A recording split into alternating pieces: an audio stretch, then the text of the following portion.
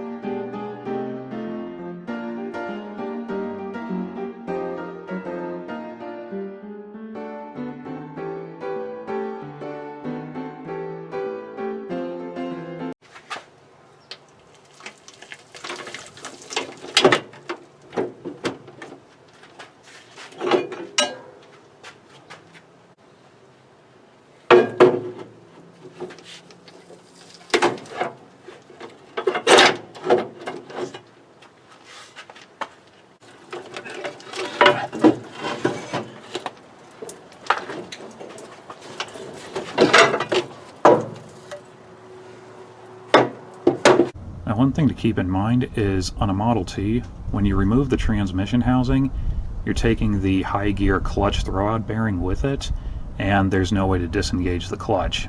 It's locked up in high gear, and if you have to push the car, you'll end up turning the engine with it, and the flywheel is going to take the oil inside the oil pan and spray it all over the inside of the car. You can probably guess how I know that. Now, none of that really applies to this vehicle because it has an auxiliary transmission, as you can tell by the shifter, which has a neutral position in it.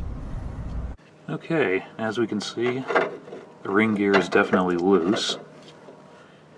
Now, it was kind of confusing because this is supposed to be held on with 16 bolts. It's not likely they would just rattle off, but from the looks of things, looks like whoever assembled it didn't put any bolts in it. So actually, it's surprising it held as long as it did. I found something else. On the clutch throwout bearing, as you can see, there's an awful lot of end play in this. In fact, it's like it's about to fall out. And this is what they're supposed to look like normally. Then I noticed on this fork, there's a gash mark here and around here, which answers one question. This explains the noise coming from it, but it raises a new question: how did it get this way? Because this doesn't just happen from normal wear.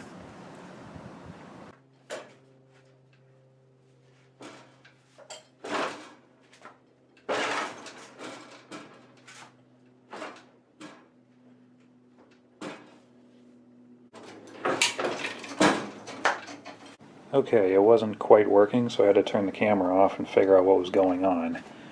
Now, the first problem is this gap between the firewall and the frame.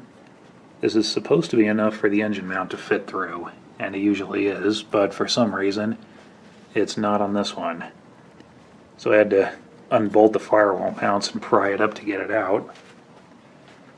And you're supposed to take the steering column out to get the engine out, but I didn't think I'd have to. I figured I could cheat, and after a lot of struggling I figured out I couldn't do it, so I had to unbolt it anyway. But it's done now. There it is.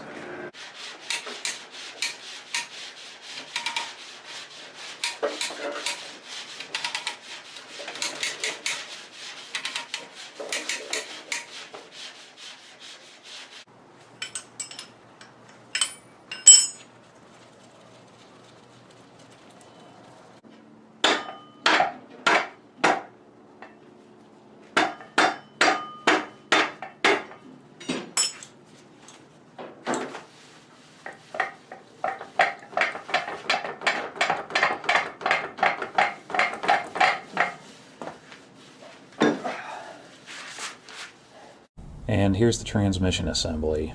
Now, there's a few bizarre things about this I haven't mentioned yet, and I may as well do now.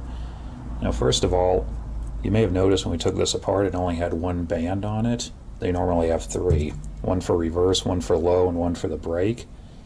This one just had the low band on it because it has an auxiliary transmission, didn't really need the other two, and I guess whoever put it together before just wanted to simplify it. Now, the way this was set up originally was there were these magnets. In fact, there were 16 of them that went around the flywheel. They were bolted down there. And then on the edges there was a spacer and a screw that went through it, through the flywheel, and threaded onto the ring gear. And that's pretty much what held the ring gear on. Now, somebody has removed all that and put nothing in its place. So whatever was holding the ring gear on is probably just rust.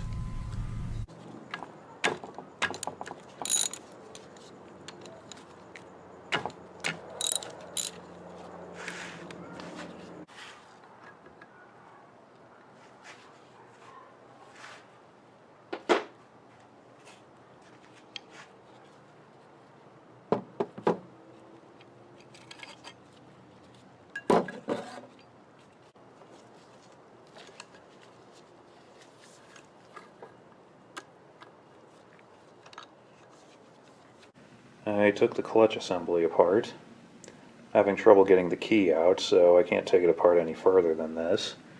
But I've discovered a few things already. Now, the clutch discs, well, I've seen worse ones.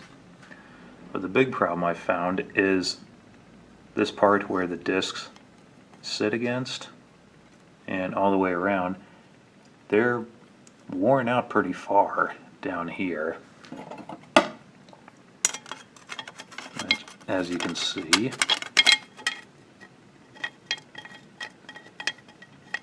Yeah, it should not be that loose. So the brake drum is pretty much shot. I'm not sure what to do about that.